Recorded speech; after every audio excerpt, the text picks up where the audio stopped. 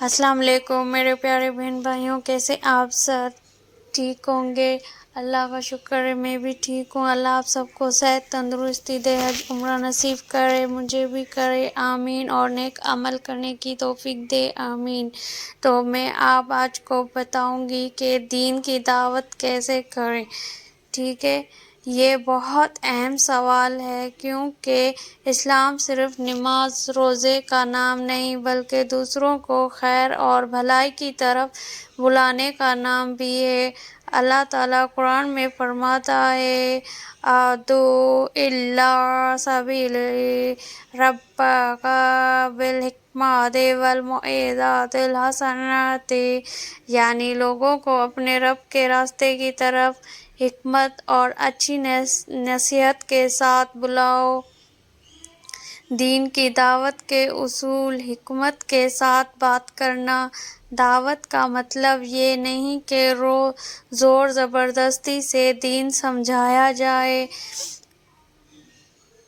اگر آپ سخت لہجے میں بات کریں گے تو سامنے والا اور دور بھاگے گا، لہٰذا نرم انداز اور حکمت کے ساتھ بات کریں۔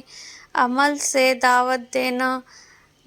دعوت صرف زبان سے نہیں بلکہ عمل سے بھی ہوتی ہے۔ آپ کے اخلاق، سچائی، وعدے کی پابندی، یہ سب خود دعوت ہے۔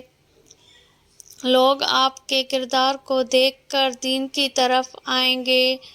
آسانی پیدا کرنا۔ دین کی دعوت میں لوگوں کے لیے آسانی بیان کریں، چھوٹے چھوٹے اعمال بتائیں، مثلاً مسکراہٹ بھی صدقہ ہے، سلام کرنا بھی نیکی ہے، چھوٹوں پر شفقت اور بڑوں کا ادب بھی عبادت ہے۔ صبر اور مستقل مزاجی۔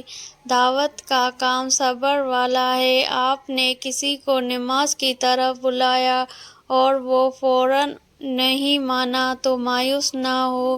نبی صلی اللہ علیہ وسلم نے بھی سال صبر کے ساتھ دعوت دی۔ نیت اللہ کی رضا ہو۔ یاد رکھیں، دعوت کا مقصد کسی سے شہرت، تعریف یا پیسہ لینا نہیں بلکہ صرف اللہ کو راضی کرنا ہے۔ اگر نیت صاف ہوگی تو اللہ دعوت میں برکت ڈالے گا۔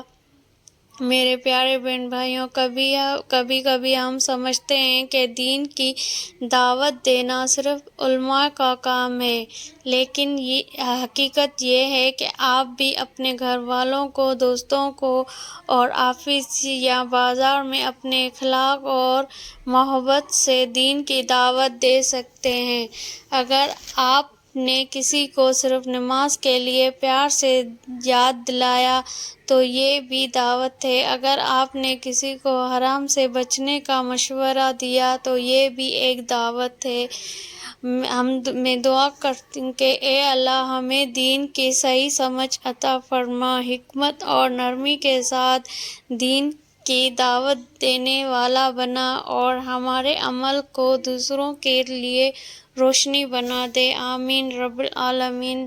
اگر ویڈیو اچھی لگے ہو تو پلیز لائک سبسکرائب کر دینا۔ اگر مجھ سے کوئی غلطی ہو گئی تو مجھے کمنٹ میں بتا دینا۔ اللہ آپ سب کو خوش رکھے اور مجھے دعاؤں میں یاد رکھنا، میں بھی آپ کو دعاؤں میں یاد رکھوں گی۔ Thank you. اللہ